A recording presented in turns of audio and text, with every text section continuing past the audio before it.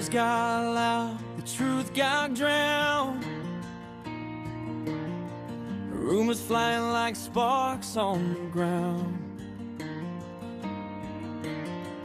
Sebastian Wayne Drake Rogers is a teenage boy missing from Hendersonville, Tennessee. He was 15 when he went missing and would now be 17. He was reported missing February 26, 2024. Nearly 2 years has gone by and there hasn't been any type of revelation, no real clues, not many facts, no real suspects, and no real answers as to what happened to Sebastian. There has, however, been numerous rumors, plenty of speculation, a ton of finger pointing, intentional information, disinformation, lies, defamation, drama, and so on, that has taken over and hijacked his case to the point that when somebody asks about Sebastian's case, these are the things that come to mind, not the missing child. He is not the first thought in his own case. Before Sebastian Rogers went missing, there was an entire day, not a blur, not a footnote, a full day made up of small, ordinary moments that, on their own, would never draw attention. Meals were eaten, errands were run, time was spent together, and the day unfolded without alarms or emergency calls. Nothing about it announced that it would end with a missing child. In fact, had Sebastian not gone missing, the public wouldn't blink or think twice about that day.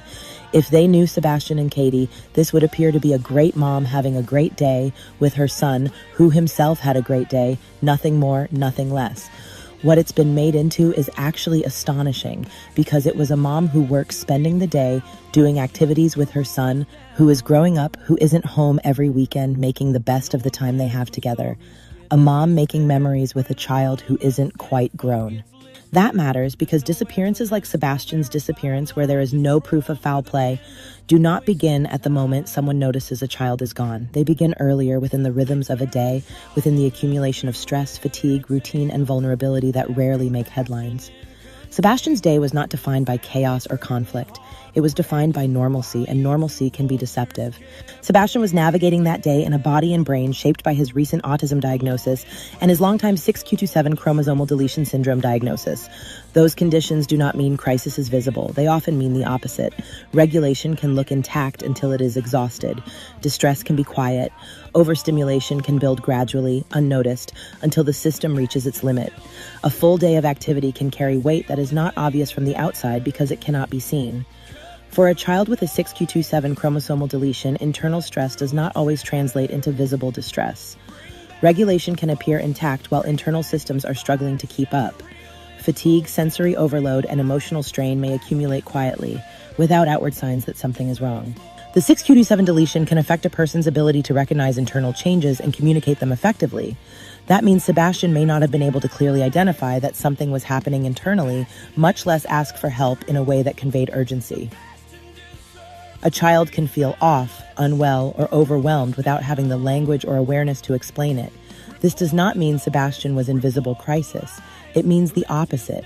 He could have appeared calm, compliant, and functional while internally struggling. He may not have known how to articulate what he was experiencing, or even that what he was experiencing required help. That is not unusual for individuals with this chromosomal condition, particularly at the end of a long day when regulation is already compromised. What is striking is that this possibility is rarely discussed, despite being fully consistent with Sebastian's documented medical diagnosis.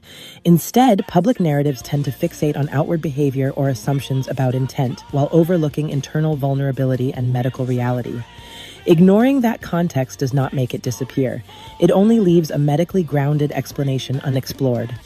In the absence of careful analysis, the internet has filled the gaps with rumor, blame, speculation, accusation, and drama.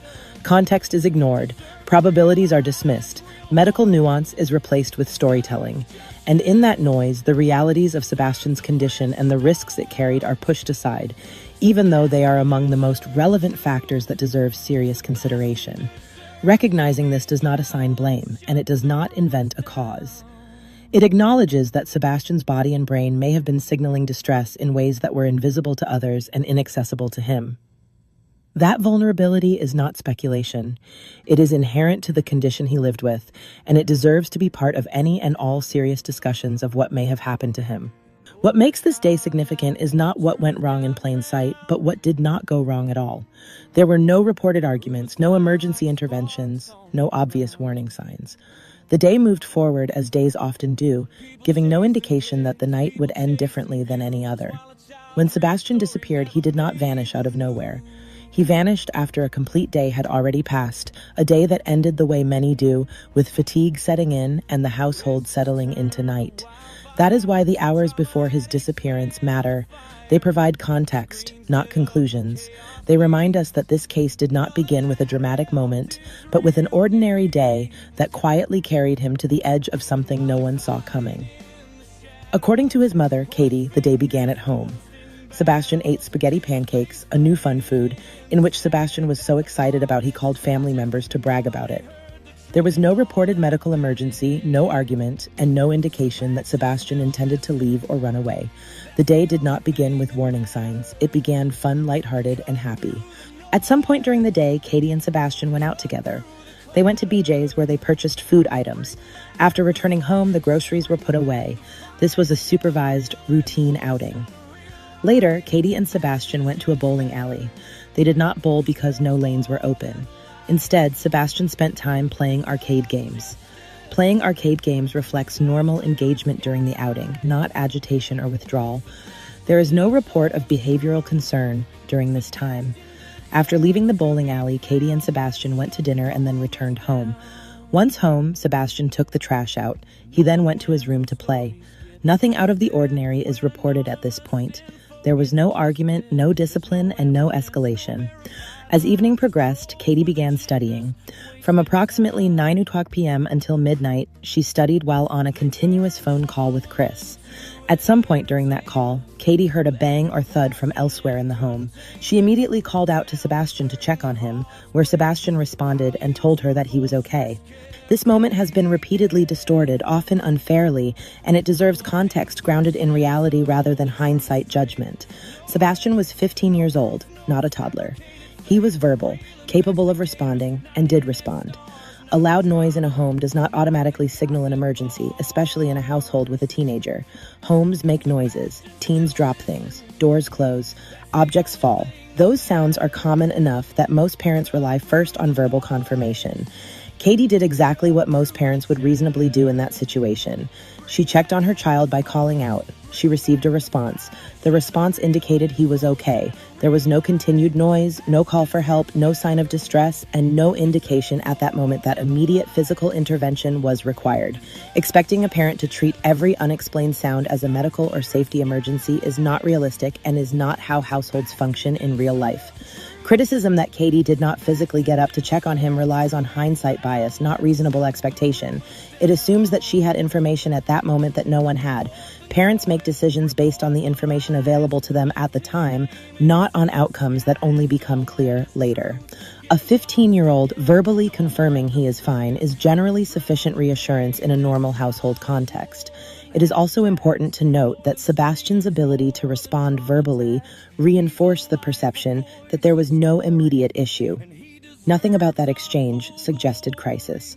Holding Katie to a standard where she is expected to anticipate an unseen, unknown event after receiving reassurance from her teenage son is neither fair nor grounded in reality. This moment should not be reframed as neglect or indifference. It reflects a normal, reasonable response by a parent interacting with a verbal adolescent in a familiar environment. Turning it into a point of blame does not advance understanding of what happened to Sebastian. It only replaces evidence with judgment, and that helps no one. There is no report of continued noise, no report of visible injury, and no report of additional distress. Sometime before midnight, Katie fell asleep while still on the phone call. Chris later woke her and told her to go to bed. Around midnight, Katie locked the dogs up, went to bed, and ended the phone call. At that point, nighttime supervision transitioned to sleep. At approximately 6 o'clock a.m., Katie woke up. Sebastian was gone. There were no reported disturbances during the night, no confirmed time of departure, no known method of exit, and no belongings recovered that would suggest planning or intent. Sebastian did not disappear during an outing. He did not disappear in public. He disappeared overnight from inside his home. This timeline matters because of what it does not show. There is no evidence of runaway behavior, no escalating conflict earlier in the day, and no visible crisis.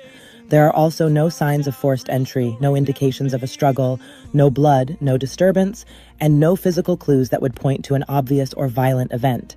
Nothing in the environment suggested panic, confrontation, or a chaotic departure. That absence is not meaningless. It narrows the scope of reasonable possibilities. When a child disappears without signs of planning, without signs of conflict, and without signs of intrusion or struggle, it tells us that whatever happened did not unfold in a way that was loud, overt, or immediately detectable. It suggests a quiet event, one that left no obvious trace behind. This does not answer the question of what happened to Sebastian, but it does rule out many assumptions that are often made without evidence. The lack of disruption challenges theories that rely on drama, violence, or sudden confrontation. It forces the focus back to the reality of the timeline itself and to the uncomfortable truth that some events leave very little behind. In cases like this, what is missing can be just as important as what is present. And here, what is missing is chaos. What it does show is a full routine day followed by nighttime vulnerability and a quiet window in which something went wrong. Whether that event was medical, environmental, or external cannot be concluded here. Responsible analysis does not invent causes where evidence does not exist. Sebastian Rogers vanished at the end of a long day from a place where safety should have been assured. And that is where this case truly begins.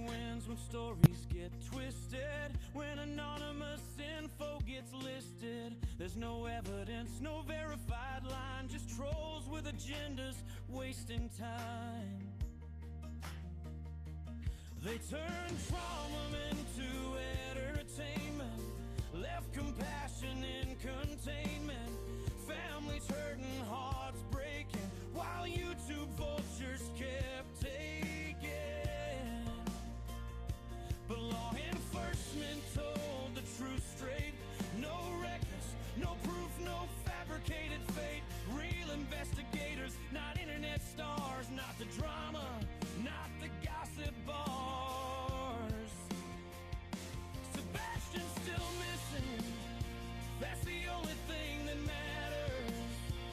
Cut through the noise, cut through the chatter.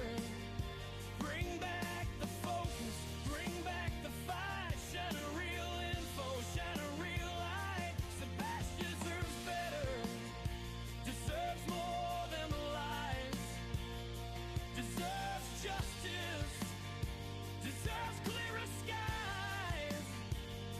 Sebastian deserves truth, Sebastian deserves to be found. Let's shut the rumors down. Report the noise, report the lies, lift his name into the skies. Don't let his truth get lost again, don't let the circus drown the pain. This child is more than hashtags, more than streams, more than drama tags. He's a life, a voice, a story, and he deserves our full glory.